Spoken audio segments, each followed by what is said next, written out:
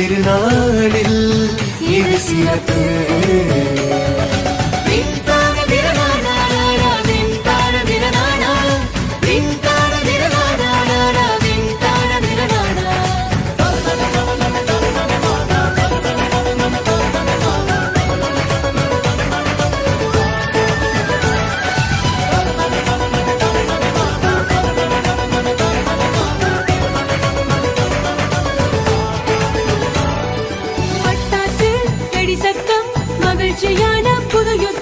சந்தோஷ குதூகலமே தமிழர் திருநாள் ஊர்வலமே.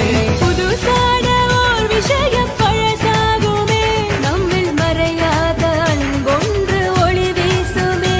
என்றும் பெற்றோரின் சந்தோஷம்